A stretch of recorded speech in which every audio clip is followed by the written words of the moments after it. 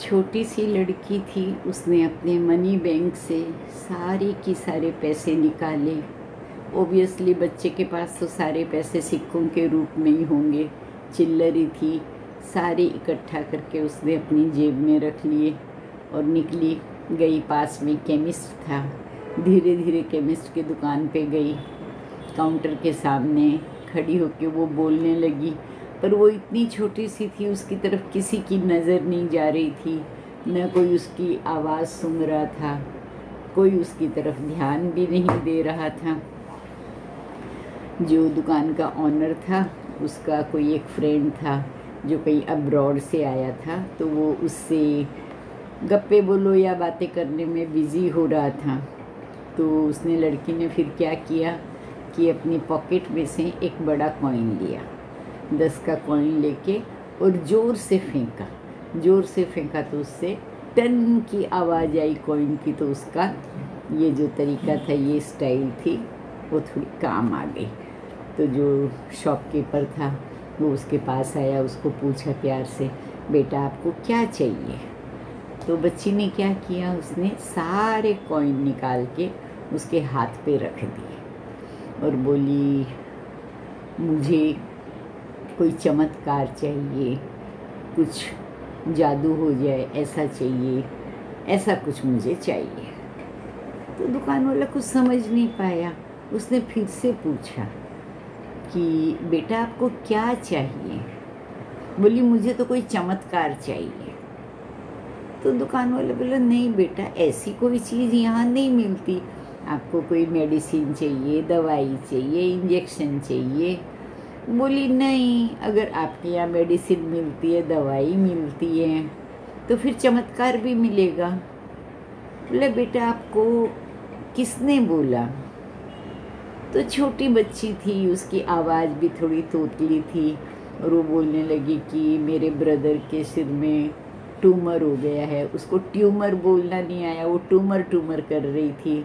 तो बोले, मेरे पापा मेरी मम्मी को बता रहे थे कि डॉक्टर ने बोला है कि 4 लाख रुपए लगेंगे, अगर अभी इसका इलाज नहीं हुआ तो फिर कोई चमत्कार ही इसको बता सकता है, और उसकी पॉसिबिलिटी नहीं है।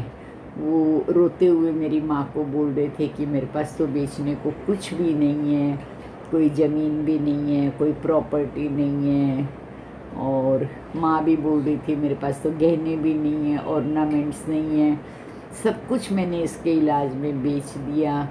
अब तो मैं दवाई के पैसे भी बड़ी मुश्किल से इकट्ठे कर पाती हूँ, अब मैं क्या करूँ?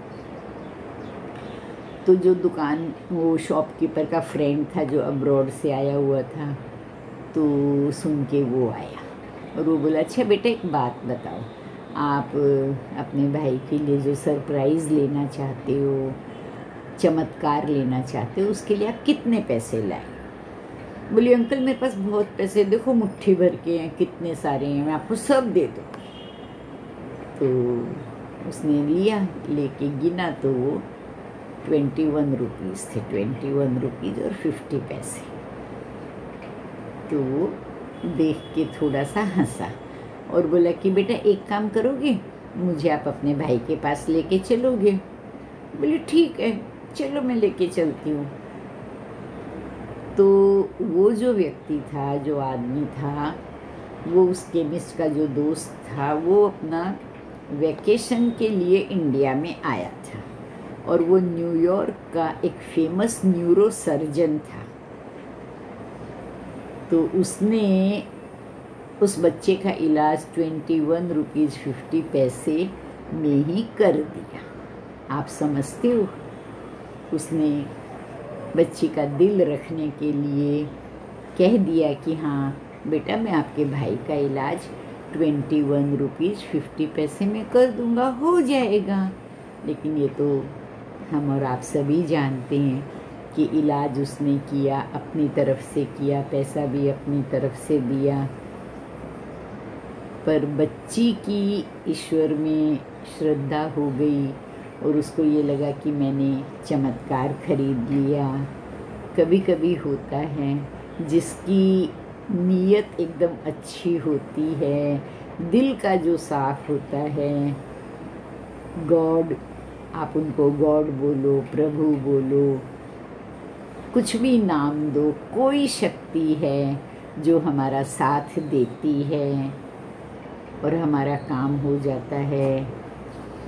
कुछ तो है प्रभु की, कुछ ऐसी शक्ति है कि कई बार हम समझ नहीं पाते हैं कि ये कैसे हो गया, लेकिन वो हमारा साथ देता है और हमारा काम हो जाता है। इसलिए कभी कभी प्रभु में श्रद्धा रखने से हमारी बहुत बड़ी विपत्ति टल जाती है, संकट टल जाता है। प्रभु हमारी हेल्प करते हैं। हमको भी प्रभु में ऐसी बात नहीं, कर्म करो, कर्म तो करना ही पड़ेगा। आप करोगे तभी उसका फल मिलेगा। ये आप एक छोटी सी बात से समझो कि एक आदमी रोज़ बोलता है, प्रभु मुझे लॉटरी दो, मुझे लॉटरी की लॉटरी लगा दो, मेरी लॉटरी लगा दो। सबकी 5 लाख लगती है, 5 करोड़ लगती है, मेरा तो कुछ भी नहीं लगता है। कई बार वो प्रभु से यही बोलता है। तो एक दिन प्रभु उसको बोलते हैं, अरे बंदे, तू पहले लॉटरी का टिकट तो खरीद, तब मैं तेरी हेल्प करूँ ना, तब तेरी लॉटरी निकले।